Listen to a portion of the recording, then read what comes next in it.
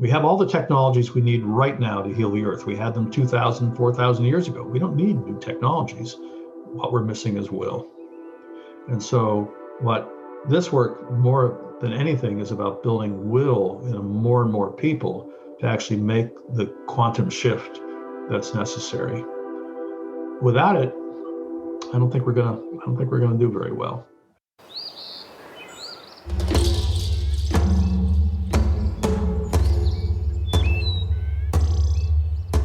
This is the Regenerative Real Estate Podcast. Revitalizing the world together.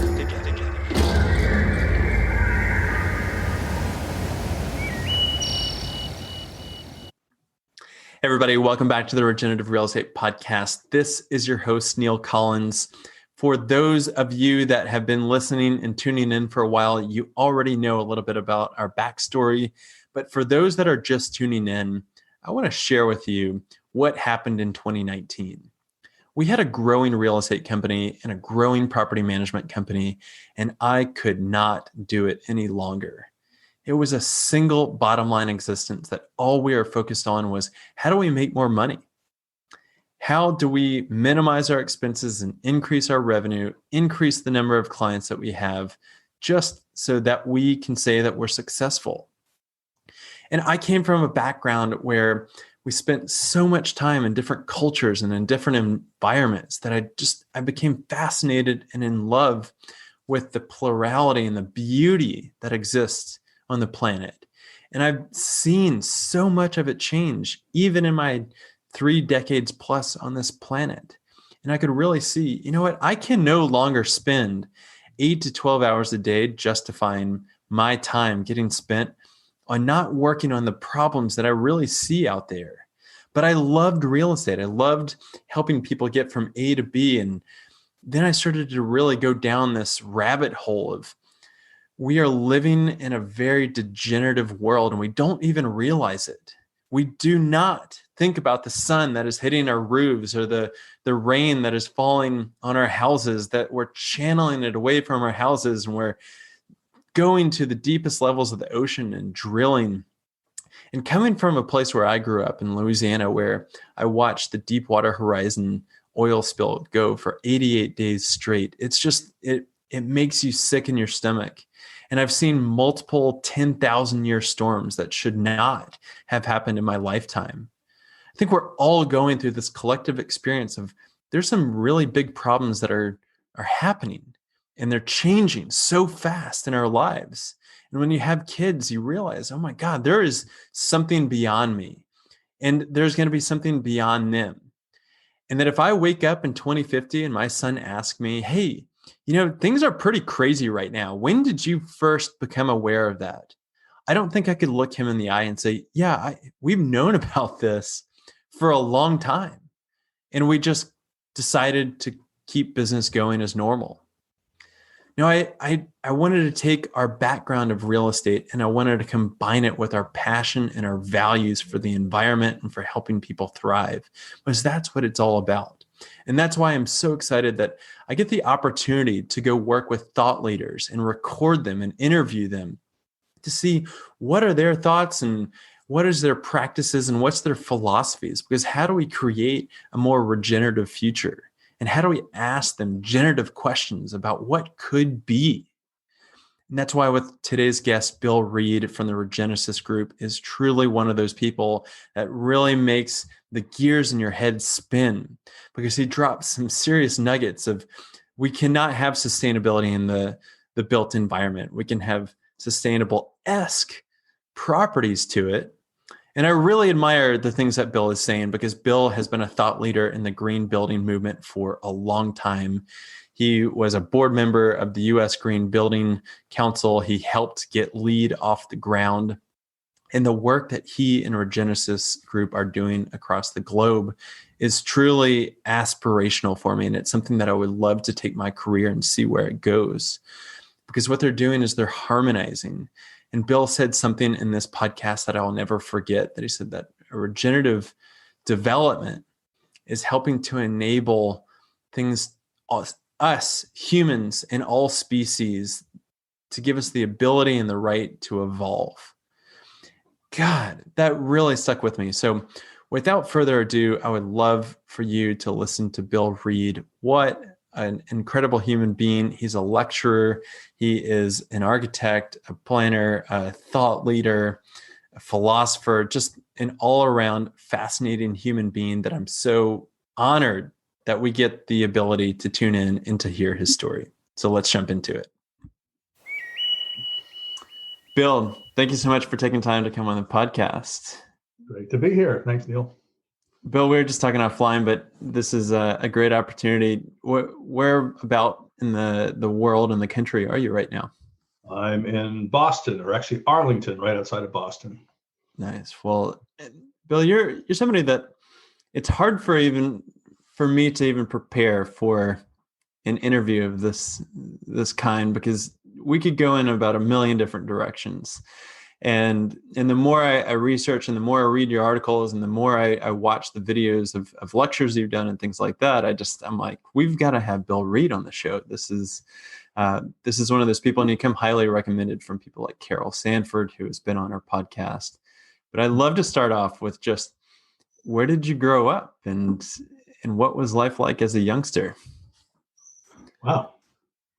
Well, I grew up in the Northeast. I'm born in Pittsburgh, which I'm very proud of. I love that city, but I spent most of my life in upstate New York or just outside of New York City and New England as well, Vermont.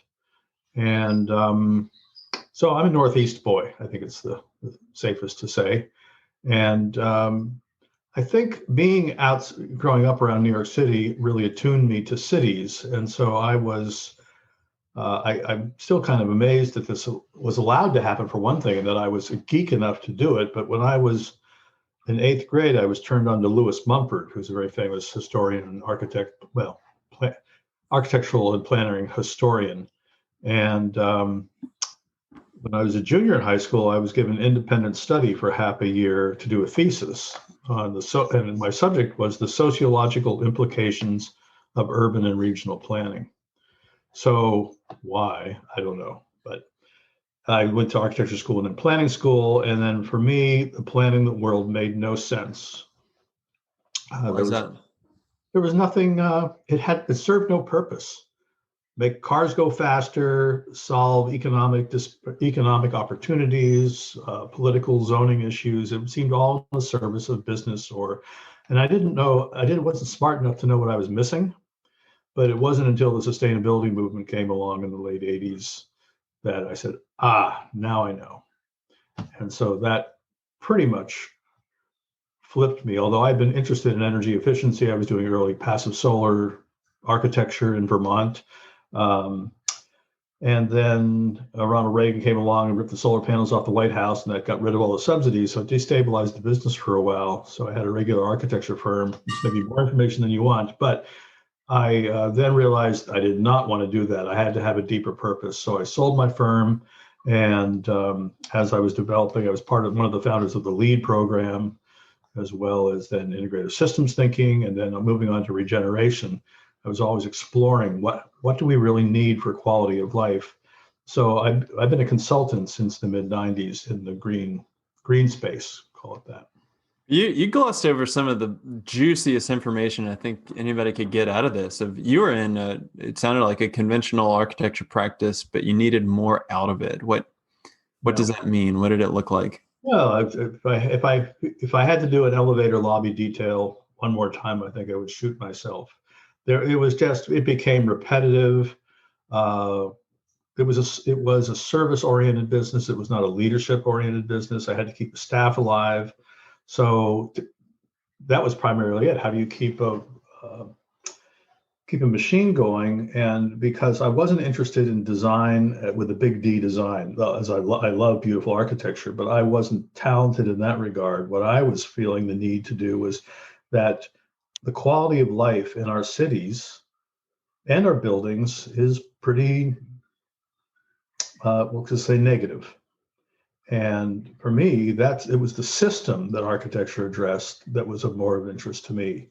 And the green building movement coming along allowed a vessel to be created that held these disparate issues, climate change and water quality and habitat connectivity and some level of social initiatives. And architecture is, well, it's a great profession and very broadly system-based. It wasn't that wide.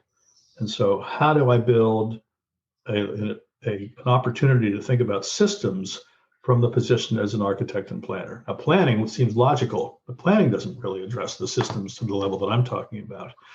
Consciousness, social psychology, habitat connectivity, mobility, social justice, governance, ecological health, whatever. You name all those issues. They're all part of the system. And how do we address them? And I think that's what I found missing. Yeah, and the reason why I wanted to go there is a lot of people, once you start talking about even regeneration in the built environment, in the projects that you're working on, it's like they have no idea. They've got to go through a series of education and unlearning. And what they don't realize is that our world is predicated upon transactional design because it's underpinned by architects that need to make money. Just as like a contractor may want to be a green contractor, but has to face the decision every day of, I need to keep my crew going, have a roof over my head, and food on the table. So what does that look like if I don't have people beating down my door for a healthy home? So thank you for... Yeah. Well, what does that look like? And they still aren't beating our doors down for that, although there's more and more people all the time. In fact, it's also interesting. The United States is probably the most difficult place in the world to practice this way of thinking. Why is that? Well, we are towards that because we're a transaction-oriented culture, right? We're a noun, and even English is a noun-oriented language, right? Whereas life is a process, English demands a noun. And so there are many cultures that emphasize verbs and adverbs in terms of defining quality and being state and how they be with each other as opposed to what they do with each other. You know, what's our standard greeting in our culture? What do you do, right? Oh yeah, what do you do? Yeah, the influence of the language of our mother tongue is such a interesting metaphysical conversation of how it restricts or enables us, and it's why for us, our kid has to learn a different language. Yeah, it's really important. I wish I spoke one fluently, but it's absolutely important. So it was just segued out of one point I wanted to make. In terms of clientele, I think it was kind of how do people don't ask for this. And so the question is, what I originally worked on is how do we sneak it in, right? So like architects don't ask permission to do a beautiful building. May I do a beautiful building? No, you can't do a beautiful building. That's never discussed, right? And so architects are always working way beyond the client's understanding in terms of beauty. So the question is, well, why aren't we operating more in terms of sustainability? Isn't sustainability, or whatever term we want to use, healthy life, health on this planet, isn't that kind of a minimum basis of effectiveness or at least performance? And I would say that architects today, the majority of them will do this work if the client asks for it. I take the position that if not us, who is going to do it? So I don't take prisoners in that regard. And as a result, we have some pretty rocky client relationships in our early part of the career. Now we know how to actually invite our clients along for an interesting journey. But before it was, we're just doing it and keep up. So I like to say, I don't ask my electricians about how electricity works. Our clients don't necessarily have to know the details about why we do certain things in buildings to reduce energy usage or reduce impact on the planet. It'd be good if they did, but let's stop asking permission. Let's assume leadership. So this is a great segue into, I know that you had a background in the U.S. Green Building Council. You've also, I listened to a podcast that you did to prepare for this conversation where you had some criticisms of the LEED system and all that. So sure, that's not a big secret. No, not at all. And I think others share that sentiment. but because I want to do a really good job of explaining to people that may not be architects or planners or contractors, what if you were a part of that, where do you think it went off the rails? I don't know if it really went off the rails. It never got back. It never evolved to where it needs to be, but it was where it needed to be then, I think, based on what we knew. And what we knew is LEED was never meant to define sustainable building. Never. It was meant to define green building. Now that's a big distinction. Our buildings can be greener and greener and greener, but no building can be sustainable. There's no such thing as a sustainable building. So equating green building with sustainability is a gigantic mistake, which distorts our view of what sustainability means. I mean, imagine, I use the example of, imagine 100 million LEED platinum Walmarts on the planet. Do we have a sustainable planet? Yeah, that's a scary thought. You get my point, right? Right. The buildings themselves are an instrument to help us to guide us into maybe thinking more deeply, or at least used to say, I don't really like this expression anymore. LEED is kind of like the training wheels to get us to think about these things differently. And the idea of what LEED was supposed to be about market transformation. And it really did that. It has transformed the marketplace and the conversations we're having.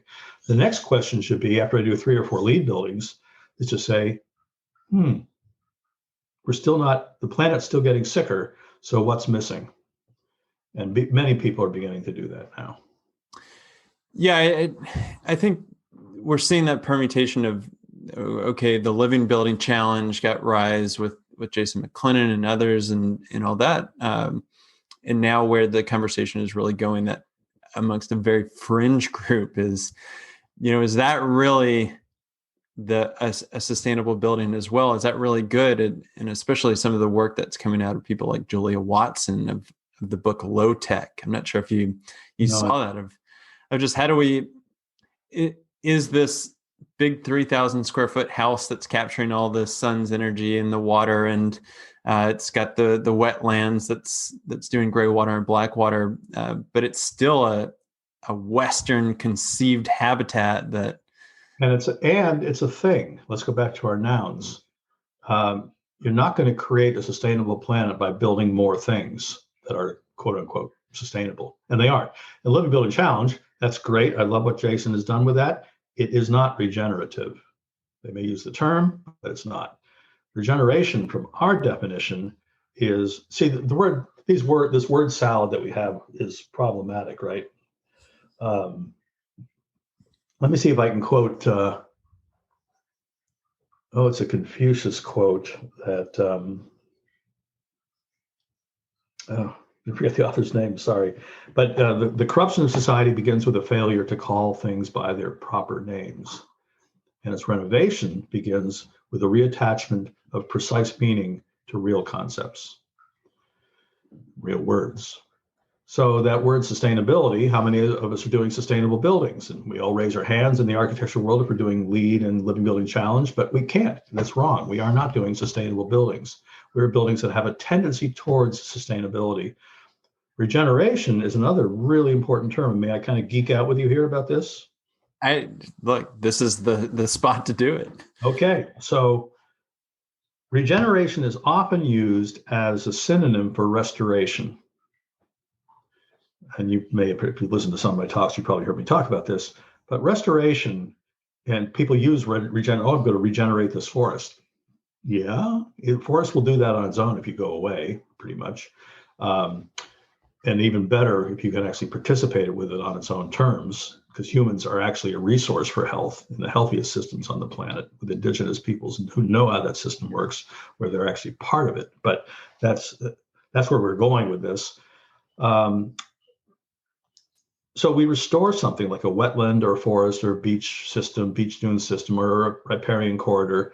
What we're really saying is we're not bringing it back to its original condition, because we can't do that because evolution's happening. So there's no original condition. What we're restoring is its ability to self-organize and evolve into the future, because the system has to be evolutionary. and you have a big enough system that it actually perpetuates its own evolutionary dynamics. If we come along 10 years later and say, oh, I need to build a shopping mall and I need some of that wetland, we've just destroyed whatever benefit. So that restoration is going to go away unless we regenerate our relationship with that system to remember why it needs to be a wetland in the first place. So regeneration is about rebirthing. What we are doing with Living Building Challenge is we're doing a generative building, a building that generates new thinking, new relationships, healthier water treatment, healthier habitat. It's generating that. The regeneration comes in what happens next year or the year after or the year after. What we're building is what regeneration is about, is rebirthing relationship and rebirthing a culture to co-evolve. Does that make sense? It does. And the question that it brings up is, can we even have regeneration without restoration? Because we are so far degraded. Oh, so that's really important. You have to have all those things beneath it. You have to have LEED. You have to have Living Building Challenge. You have to have restoration, design, and science. And then we have to regenerate, the ability to even improve that. Like birth, life, death, rebirth. Oh, we didn't do quite such a good job there. Death, rebirth. What do we do now? Death, rebirth. What do we do? So that's life, a continual dying and rebirth. And our inability to participate with that, we have in our culture thinks life should be the same forever, right? We build for stability. That's why we pour things in concrete, right? We want it to stay there. Nature doesn't want it to stay there, right? And it will move anything we build. So the best policy is to be an Aikido master and to work with the energies of nature and to continually respond and regenerate our relationships as nature offers us new perturbations of the system. The methodology to do that is one that I would love to get into, because that is not, let me just go to an architect, find a builder, and let's go. Right. So buildings are an acupuncture point to engage this way. We want beautiful buildings. We want architects who do beautiful buildings. We want buildings who function like a living building, like Living Building Challenge does. We need that. You know that diagram, the degenerating to regenerating? Okay. We need the whole thing. We can't do one without the other. We still have buildings that are dumping tons of carbon in the atmosphere. Whatever we do to regenerate, restore, and regenerate is going to be insufficient. But and whatever we do and conversely, just saving carbon in buildings is not going to help restore the earth. And by the way, while I'm on that subject, and bring me back in a minute, but we typically get hired because of something called the law of three. So when I'm giving lectures, I think this is one of the most powerful thinking frameworks that we don't do as a culture. We live in a culture where there are two opposing forces: Republicans, Democrats, heart, mind, quantity, quality, name the dualism, right? I'm right, you're wrong. And then somehow the best that we think we can do is to compromise. I'll give up a little, you give up a little, your ego is beaten up, my ego is beaten up. We'll both shake hands and say, it was nice working with you. We're both humbled and beaten up. Well, 3 years later, we realized, well, that was really stupid because that was not the wrong decision to make because it's now worse. So it circles back. So any compromise, I like to say sustainability, you've heard this expression, is a slower way to die. So compromise is another slower way to die. We compromise here, we compromise here, we compromise here, and we drive ourselves into the ground. So compromise is one of those terms that I think we should excise from the language because it is a destructive concept. Now, yes, compromise is necessary when absolutely necessary, but nature generally does not compromise. It harmonizes, it reconciles around potential.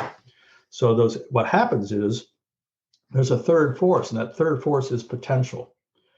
Now, I know this may sound a little inscrutable, and you can circle around on this, but nature, let's say a hurricane comes through and destroys an ecosystem. Nature doesn't say, oh, this is the third time that's happened in a row, I'm just going to give up. nature is, or to the willow tree, I don't like the way you behaved. I'm going to take nutrients from you. No, the whole system collaborates and works its way up the sandbank and succession species, and then mid-succession species and climax succession species. And it's always, if you could anthropomorphize it, it's always looking forward. What we do is we look in the past. We drive a car by looking in the rearview mirror. Well, what focus group says this? What do they think about that? What has it been done before? How much is it going to cost me? And as a result, we're frozen by compromise around all those issues. Multiple problems that cannot be solved as isolated problems. Am I making sense? You are. Yeah. My ecological nerd is freaking out right now. In a bad way or a good way? In a great way. And I'll tie it in once we get further into this. Okay. So when I give that point to a bunch of developers, and I speak to a lot of developers and architects, they say, you can harmonize complexity? You're worth 15 years worth of lawyers if you can. So that's our entry point. Or you can integrate a design team of 130 people and not have disagreement or work through that disagreement. Yeah, we can do that. Then we need you. So we often get hired for that reason. We also get hired with the kind of qualification, we don't believe you can do it. We don't know how you do it, but we'll give you 2 months. One client said, we'll give you 2 months to show us your stuff, which is fine with us. We're happy for any entry point. So we get hired for that reason. We also get hired because people want to leave a legacy, and people who have heard about this work say, I want to do that, right? I've screwed up a lot of my projects in the past. We're willing to give it a try. And then we also have other clients we call them green dreamers, young people or people who have money but have never done development before. So it's a lot of hand holding through that kind of operation, but it's really, really rewarding. And then we also work with people that think about systems. Those are very few and far between, but those are our 3 types. We call them our buyer classes: legacy builders, green dreamers, and system actualizers. How do you avoid the conflict? How do you bring an integrative team or process together to that magnitude? Because you work on potential. It's such a simple concept, but the minute you can get people aligned around potential out there, this may not be the right forum for it. Is it possible to share a screen? Yeah, it is not, but you don't want to make it difficult for you. I don't want to make it too difficult. Yeah, we can share a screen if you want to. Well, I was going to bring up a couple images, but let me try to paint a word picture then. So when a developer works here, they're working on their project. It's all about the project. And so you mentioned the word transactional before. The typical relationship with the community or any stakeholder, whether it's nature or social systems, is transactional. I won't damage you as much if you let me build so many square feet. I'll give you a community center if you let me build here. I'll give you a school. We'll contribute to, the Rotary Club or whatever if you let us build here. So it's quid pro quo, right? And that's not the way nature works. There's no negotiation. It's just that everybody assumes a gift economy, if you will, everybody. The willow tree and the oak tree are continually in reciprocal support of one another because they know they're dependent on each other. Is that fair? Yeah, that is fair. Okay. So are communities, if we actually understand that. And so what we do with the developer and the community is say, and the community, by the way, knows that we're working for the developer, and they're saying to us, we don't trust the developer. Why should we trust you? And we say, well, you don't have to. We understand that. But why we are hired is because we believe that all these issues can be harmonized. And then that wakens some curiosity. And what we're harmonizing around is, and I'll reflect on one project we had recently, your city is dying. Would you agree? Oh, yeah, it's terrible. All these developers. That's why we're fighting the developer. I said, good. So if you beat this developer up, which frankly, we would find that maybe a little upsetting since they're our client, but we would understand that is that going to help the quality of life in your city? Well, no, but it's a start. Well, tell me what the end game looks like. And of course they can't, because we're focused on one issue. So I said, why don't we actually look at the health of this whole city and its supporting ecosystem? What would that look like if we could actually achieve the potential that it's built into its DNA? The habitat connectivity, the health of people on the beach, the mobility, social justice. What would all that look like? Oh, it'd be wonderful. Why don't we all work towards that? Well, how are we going to do that? Well, we're not going to do it if we keep arguing about it in silos. You're interested in mobility, you're interested in gender equity, you're interested in climate change. Why don't we actually get together, integrate ourselves in service of that, and then we can actually mutually support one another? Oh, that sounds kind of interesting. They don't believe it's possible. They don't even understand what it means. But it's a different kind of argument, right? I'm not trying to beat them up or produce a victory with some logic. I'm just saying, let's get together and figure this out, because we can actually, here's the potential for health in this place. And we can show you how it's going to work, because we actually have done the research. So we bring them together once every 6 weeks. That's the normal pattern, in a series of workshops where we're actually working on that potential, and people are contributing their particular knowledge. And people are saying, I didn't know you were working on that. We're kind of working on that from a different direction. Maybe we should talk with one another. Maybe we should stop fighting each other for the same pot of money that the NGOs are fighting for. Oh yeah, maybe we could combine that. Oh, that's kind of a good idea.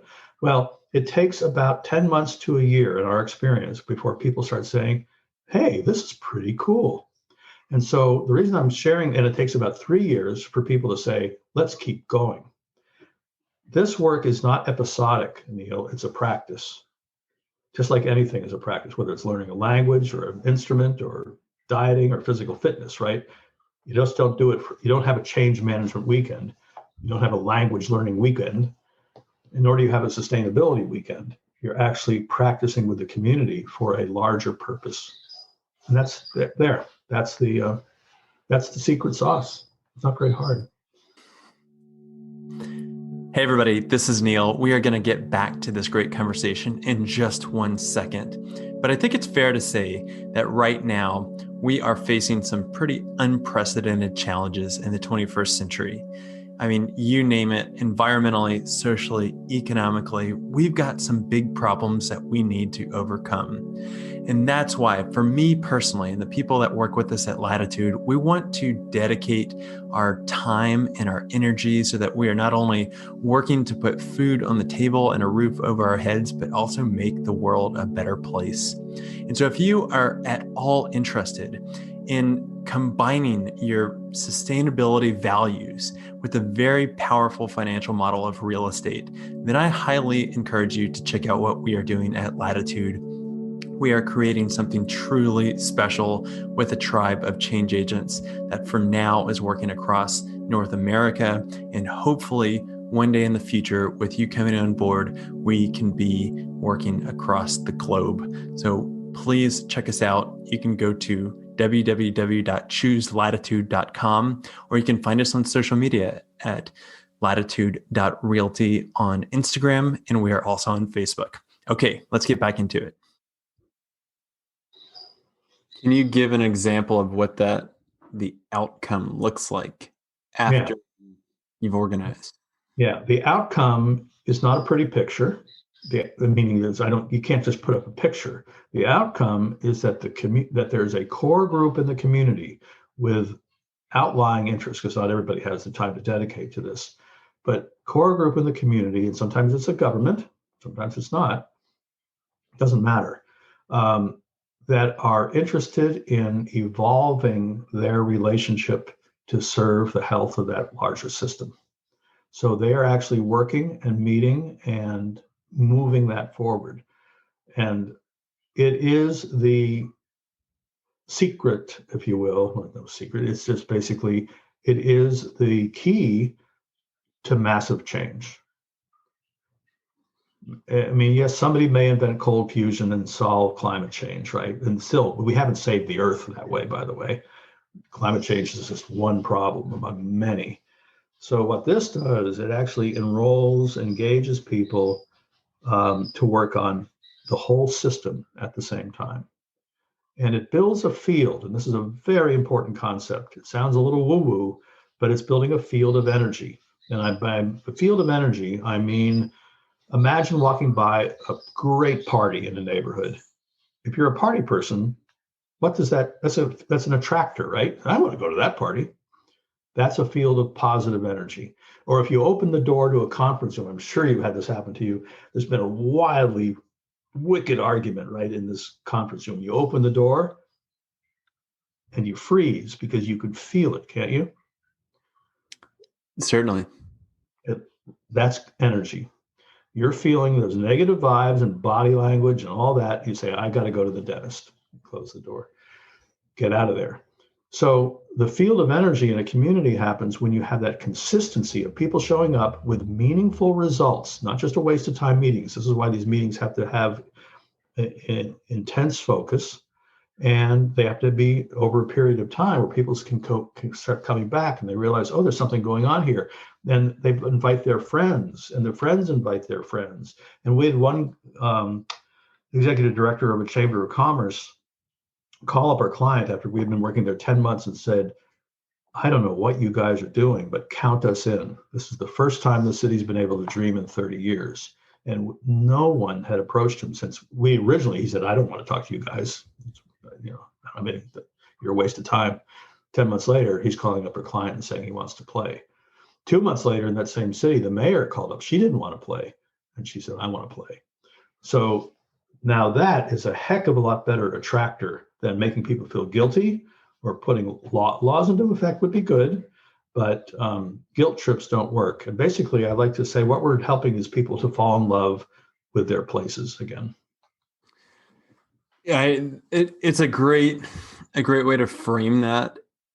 The sad part of that story is that you have to qualify that the energetics of a place and people and objects is woo-woo in our society. Yeah, that's true. It is. But, and I've heard you say that before.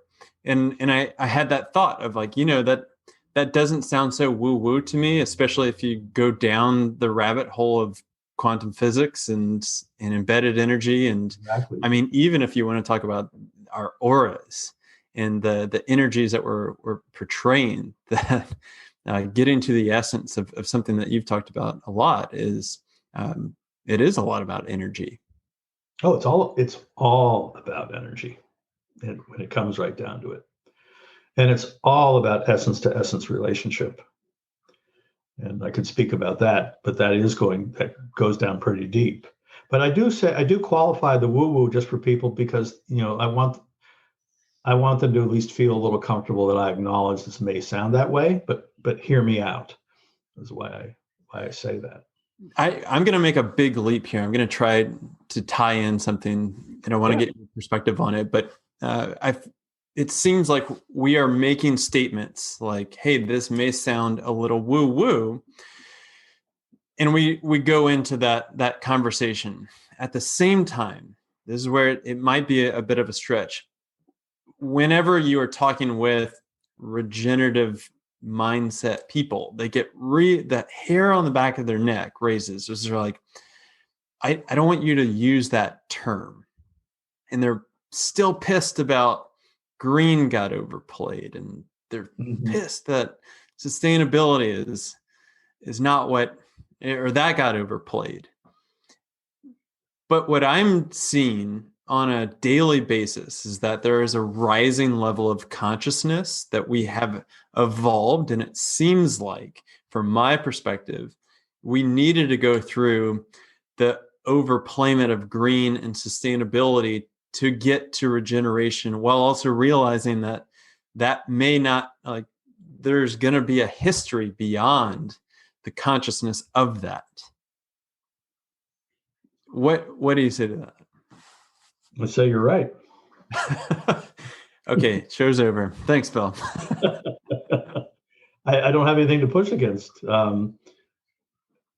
I think more and more people are being receptive to this. That's why I said LEAD was kind of the training wheels, or at least in BREEAM, these other early programs. People are listen, we haven't made any progress in 50 years, Neil. I mean, we've made we've made isolated progress, but the earth is going rapidly downhill. So this is not working. And regeneration is not just like another step. Regeneration is a gigantic paradigm shift. And that's the hard thing for people to recognize. They aren't going to recognize it until they step in it and experience it. But indigenous peoples know the difference, by the way. It's interesting. I've had two Maori. The first time I facilitated a meeting in New Zealand was with 3 tribes of Maori in Auckland with the City of Auckland Planning and Sustainability Office. And this big Maori guy comes up to me at lunch. He jams his finger in my chest. This is going to sound a little self-aggrandizing, but it's the greatest compliment I've ever gotten. He jams his finger. He says, "You believe what we do. How do you convince the white man?" And I'm kind of a pasty-faced white guy, right? So I said, "Listen, I'm not here to teach you anything, buddy. I'd like to learn from you. What do you do?" And he said, "Well, we start with the universe." And I said, "Well, that's exactly right. Those are the patterns that we are working with." Bucky Fuller said the same thing, start with the universe. Not that makes him right or the Maori wrong, but anyway, there's a pattern here. Start with the universe. And I said, "Well, how's that working for you?" He said, "Well, it's not." I said, "Well, maybe we do have something to share, because our work is about helping make this transition, this paradigm shift into the quantum world, if you will, from the Neoplatonic cause and effect world, the Newtonian physics world. And we need some bridges built. So whether it's woo-woo or what, it's different. And we want somehow, it's very tough. You can't convey it. It has to be experienced, but words allow an entry point. Some level of words allow an entry point. And then it's a matter of practicing. So when we're with our clients, what's the right word? I don't know. Tightrope walk. It's a bit of an act. We never know how it's going to emerge, but the most important thing is don't equivocate, don't back down, right? This is a pattern. Just keep moving along. It's a practice. And sure enough, it clicks at some point. If we get more than 2 weeks with a client in a community, it clicks. But we were working just in Vancouver on a $4 billion project. We're still involved. We're just finishing it up now. It took 18 months for the click to happen. And why so long? 135 person design team and community and First Nations people and old patterns of working. But we started out with potential from the very beginning, and that potential hung in there, that purpose, overarching purpose. And by the way, the aim for this plant, the original plant, we did 2 plants in Vancouver. The first one, the aim was save the taxpayer money, very functional, what you'd expect. And it was transformative. In fact, every consultant said it was the greatest project they ever worked on. And not because the project was so beautiful. It was, but it wasn't that beautiful. It was because they were in new relationship for new reasons. And 9 new wastewater technologies came out of it. We saved 98% of the change orders in the process. It was 18 months faster approval, first unanimous vote in British Columbia history, but yada, yada. Anyway, lots of benefits. So we were hired to do the next one, really big one. And so we started out with, the same director that was on the original plant was on this plant. And this director said, the aim now is to save the orca whales. Now, this is a wastewater treatment plant. But the aim was out here because of the work that we had done previously. He realized that we could actually accomplish that. So that is the kind of aim you can begin to work with. And that allowed everybody coalesce. So we structured it right from the beginning, but these were a bunch of engineers working on a plant. What does that have to do with the orca whales? And it took 18 months for them to realize we can do both. We have to do a plant, but we're going to be working with the system the whole way. And it's been super transformative. God, there's just so much there that I would love to dive into. It's hard to even wrap my head around, or even the wholeness and the interconnection, because it seems like we silo ourselves down into. I'm a sanitation engineer and I work on sanitation issues, and we got to build this plant. And now they aren't. The sanitation engineers are working to save the orca whale, and they're doing sanitation engineering, as it should be, right? It's not an either or, it's a both and. And that's the transition that people have to make. And it's a hard one, but one of the really like great examples out there, and because we're talking about sanitation, is there's an example of the East Calcutta wetlands. Calcutta is one of the only mega cities in the world without a dedicated wastewater sanitation plant. And a guy was hired in the 70s, a guy named Ghosh, to say, hey, where's the sewage of the city going? And he's like, okay, we're going to figure this out. Where is all the waste going? And he realized it was all flowing into the wetlands. But as he started to dig deeper, he started to realize, hey, the indigenous that are here, or the marginalized communities that are here, have actually used this not as waste, we need to remove it, but hey, this is actually a benefit to us because we're going to release the sewage into these ponds, and there's going to be a proliferation of algae that feeds the fish we're putting in there, that also produces 40% of the vegetables that are sold in the city's markets and 50% of the fish that's sold in their markets. And it's an ecologically supported city that costs the city $0. That is a great story, and I did not know that. That is super cool. And that's where I think where it fits in with your message is understanding the essence of the wholeness of systems, and to realize that everything is a system embedded within a system. And you dropped a quote saying you've got to experience it. Mm-hmm. What is your recommendation for people that's not working at the level of a $4 billion project, but maybe on the community level or on the site specific level of they're just a homeowner? Yeah. How do they experience wholeness or regeneration? So we're beginning to work with people building accessory dwelling units in San Francisco. There's a group called Build It Green that are emphasizing those as acupuncture points for building a regenerative community.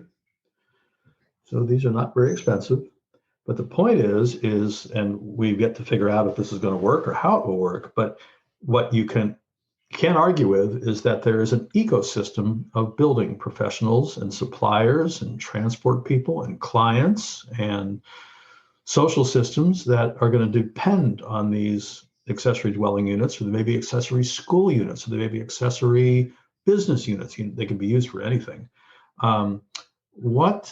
If we are serving the community, what does this accessory unit look like? And where might it best fit into this system? And how do we create a guild, an integrated guild, and I use that a permaculture term, of species in the ecosystem, this building ecosystem, to actually support one another and create this web of reciprocal interconnectedness. So one of our colleagues, Brad Lancaster, did this in Tucson at this very small scale of breaking.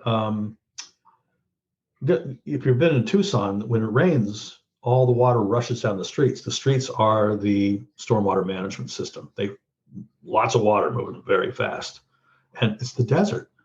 And what Brad did was illegally break a curb to allow the water to go into the land, like the old acequias and the irrigation ducts. And the neighbors saw that. They said, well, we'd like to do that too. And so this whole neighborhood became green as a result of using this free water just by breaking a curb illegally. Well, the city got hold of that, said, that's a good idea. They didn't fine them. They said, that's really amazing.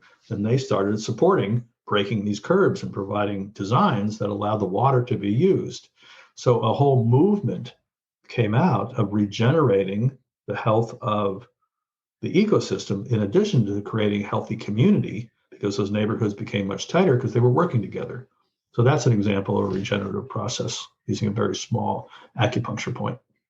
Yeah, just reframing what the stormwater runoff is, and seeing that in action, I think is such a powerful thing, because it's almost like we're fighting the entire way we've built our society of the rain needs to go. The water that hits the basin of our sink needs to go off our site. The sun, that's just there. It beats on our roof. And what great ways. And I encourage the listeners, what I have found is there's no better way than to put your hands in the dirt and to realize, one, you're probably not going to be able to grow what you think that you can grow, because we need to revitalize the soil, and then you can only transcend. So yeah, that is phenomenal. Well, Bill, this is a fascinating conversation.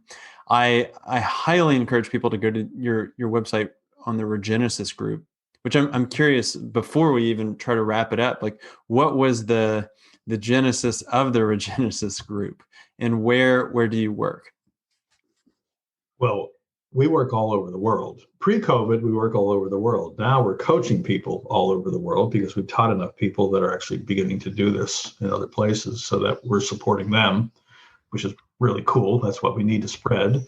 Regenesis was formed by through the impulse of two threads. Well, you met Carol Samper. Well, Carol and her business partner, Pamela Mang. Pamela moved to Santa Fe, and she's carried this organizational psychology, organizational development process called regeneration, because it came from Procter & Gamble in the late 50s, the term regeneration, for people that thinking they're inventing a new term. It's been around for a long time, actually. Actually, regeneration came from the Church of England 400 years ago for a synonym for repentance, actually.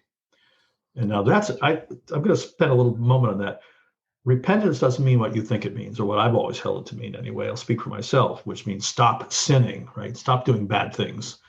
Repentance, in the true meaning of the word, if you look at the etymology, is repenser.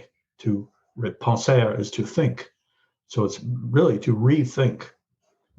Rethink your relationship. So regeneration is about regenerating our thought processes, is at its core, is what it means. So, and when we use regenerative soil and regenerative systems, yes, they are regenerating the cells in a self-perpetuating cycle. But we as humans have to regenerate our thinking to support that. So, but Regenesis was formed by that regenerative impulse from business, along with permaculture, which was working on a regenerative process with a permanent agriculture. How do we have a permanent agriculture? Requires us to have a culture, requires us to have a culture that understands it. So permanent agriculture and permanent culture make permaculture. And so the early founders of Regenesis, I'm not one of them, was they were brought together consulting on a house, and they said, well, this work is kind of similar, one from a natural systems perspective, natural, and the other from a human systems perspective. It's the exact same thinking. Let's combine it. And so we've been trying to figure it out, and I joined soon after. We've been trying to figure it out since then. How do we actually make this practicable?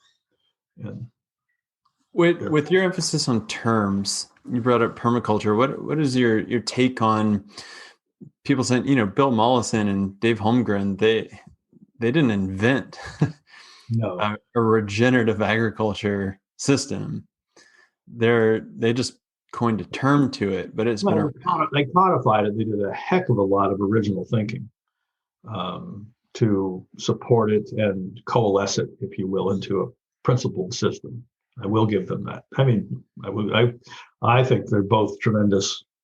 Well, Dave Holmgren's still alive, but tremendous contributors to this work. The difficulty with permaculture is that people have seen it as a thing on a site, right? They have a permaculture farm, or my lot is permaculture. And the thing that Regenesis questioned is, all right, and Joel Glansberg, one of the founders, had this beautiful permaculture garden, a piece of, I don't know, I'm making up 3 acres, something like that, in the desert, green oasis, and nothing else. Nobody else had picked up on it. And he was thinking, well, everybody's going to pick up on this thing and spread it. No, it has to be actually conscious. And so this is the regeneration. How do we regenerate this impulse for everybody else to carry it forward and to build that will? Because it's primarily a will issue, Neil. We have all the technologies we need right now to heal the earth. We had them 2,000, 4,000 years ago. We don't need new technologies. What we're missing is will. And so what this work, more than anything, is about building will in more and more people to actually make the quantum shift that's necessary. Without it, I don't think we're gonna do very well. And we're not doing very well now. Let's face it. Let's just acknowledge that. We're going to go downhill very quickly. It is not going to be a pleasant ride, but somebody's going to come out the other end, and we need to actually reshape ourselves to do that, and hopefully love ourselves while we're doing it. So this is not just doing stuff out there. This requires us to do stuff in here. So regeneration, we call it 3 lines of work. Self-actualization, Maslow talked about that, but that's only part of it. Then you have to have group actualization. How do you work in an integrated fashion with bunches of people in service of the system actualization, the health of the system? You need all those 3, or you won't have a sustainable culture. So regeneration requires us to work on who I am, who we are, and who the system is. And I do want to say this, that place is the way we will save the planet. We cannot save the planet. It's too big, it's too abstract, and no one's in charge. What we can save is our places. And Eleanor Ostrom, so we'll save the planet place by place. Eleanor Ostrom proved that, or she won the Nobel Prize in 2009 for this, on common pool resource, that when you work in a small enough unit, but big enough to be activated, place, people will respond to the damage, say, oh, we can't do that again. I screwed that up. So she proved that the tragedy of the commons, Garrett Hardin's essay, is not operative in place. Tragedy of the commons is operative at a larger scale. We're witnessing it now, but in place by place, it isn't operative. So there's 4,037 cities larger than 100,000 people on the planet. Not many. Lots more smaller ones. But if we get that 3.5% tipping point, so that's 141 cities. If we get 141 cities to think and be this way, we will save the earth. So that's kind of a manageable number, and it's actually something you could operationalize. So that gives me a little bit of hope. I'm going to have to re-listen to that several different times to really embody what you're saying, because you start to realize, that those are cities made up of thousands of people, made up of a lot of different interests. We just need to hire regenerative. Well, remember, I just want to come back to that. Those interests, if the interest can be, the majority of interest can serve the greater potential of health and quality of life in that place, and it's not hard to get them to see that, then those interests coalesce and integrate around common purpose. There's just a lifetime worth of learning here, and I tend to invite guests on that boggle my brain. Like I need to go take a bit of a nap after, so I can really just let my brain first rest, and then I need to be able to soak it in. And this is exactly one of those conversations that I love. Like, it's so juicy and such mind-provoking substance that I really appreciate the work that you've been doing for a long time. And I think the world appreciates it. Well, Neil, I'm kind of sorry to hear that. I mean, are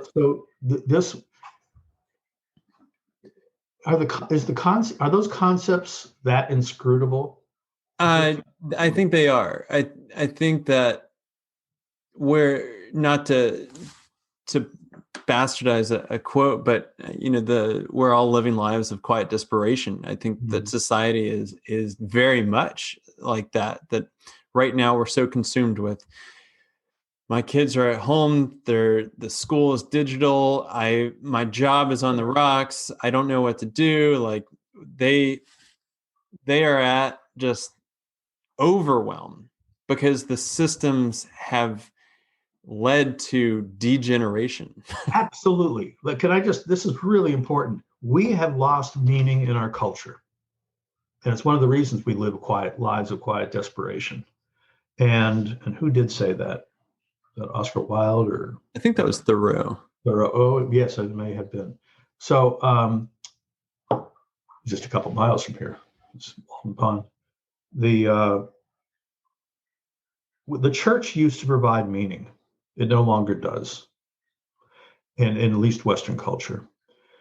And one of the things that I love about this work that frankly I consider we stumbled upon an accident. Maybe somebody had a greater understanding of this when we put it together, but I consider it an happy accident, is that the health of your place, your home, is relevant no matter who you are. It's not racial, it's not political, it's not religious, it's your home.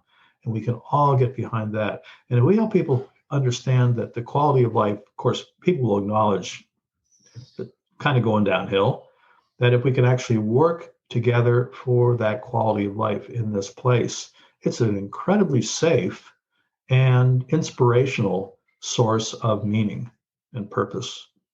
And I think we lack that purpose now. We lack the purpose that, and this is our work at our company Latitude, is how do you connect people to that? And what we find is that people are still on the overwhelm of like, well, how much time is that going to take? How much money is that going to take? And there's this stigma of, we took out all of the grass in our yard and tried to go for an urban permaculture landscape. And we get criticisms from our neighbors over that. We get criticisms of like, why did you disconnect your downspouts? And, we're starting to move the needle on the kind of clientele that we want. I mean, first it's the folks that are like, we want to put solar panels on our roofs, but we don't have the money to do that. It's like, our experience with financing can really help towards this. And what I find is that it's just the community does not support a counterculture, not even a counterculture, but a regenerative mindset. They don't understand, and they don't have to understand. What they have to understand is what's meaningful to them. So when we enter a community, we're speaking to what is meaningful to them in a new way, from a new perspective. Oh, you mean you can do that? Oh, you mean it costs us less? I mean, to the developers, we actually can save time on design, even though we actually work. I mean, we save multiple years for entitlement, Neil, on our projects. Multiple years, not just months. And people don't believe that, but we will call up our clients. So there's enough experience now where we can actually point to this and people say, wow, this is possible. But it is an act of faith because it's different, right? It's different than we do before. But there's enough experience now where I think we can say there's at least enough touch points where we can, I know we can say that because we get hired to do it. So what's the succession of you and of the Regenesis group? Well, we're incredibly conscious of that, which is why we focus now pretty much on, except for me, I'm an architect, so it's hard to take the projects out of me, but it's mostly education. And even for us, even for me doing projects, it's about education. Building capacity and capability in people to carry this work forward is the deliverable. So we trained about 500 people in the last 6 years, and we're on the road to do a lot more. That's phenomenal. Yeah, education and development. That reminds me of the conversation with Carol Sanford. Yeah, well, there you go. Same stuff. Thank you so much for your time. This has been an absolute pleasure. Yep. Delighted, Neil. Thank you. Okay, everybody, that is a wrap. This is another just great episode that I'm so glad that you're able to tune in. And thank you for being interested in regenerative real estate. What we are trying to do is help people and planet thrive together by using the built environment as a catalyst. And so I've got a couple big asks for you. Number one is, can you please go to wherever you're listening to this podcast, leave us a rating and review. Those actually go so far. And since this is such a passion project for us, we really want to be able to attract the best thought leaders from around the world. Second is that if you really like the content that we're putting out, you can find us on our own Medium publication called Regenerative Real Estate. We also have a very active community on Facebook, which is called Regenerative Real Estate and Design, which you can request to be a part of, and we would love to have you. And third, this goes to what we do every single day, helping buyers and sellers demystify sustainability by working with people that want to either buy a property and are trying to figure out the financing of how do I actually live out my values? How do I put that water catchment system on there? Or how do I go finance a solar panel PV array? Or maybe I want to live closer to nature. And what are the properties that are out there that I can do that? And so we represent buyers like that. We also happen to represent sellers that maybe they've already invested in sustainable features. Maybe they have a living building or a LEED certified project. We want to help tell that story. So much of what goes on in the real estate industry is transactional thinking at best, and it translates down into agents just really don't know anything about sustainability. And for us, we think that the value is there, and we want to help highlight really the intrinsic value of it, not just the bedrooms and the baths and the square feet of what typical marketing goes on. So if you know of anybody that wants to buy or sell these kinds of properties that we're talking about, please reach out to us at Latitude, and be sure to subscribe for another great episode coming up next week.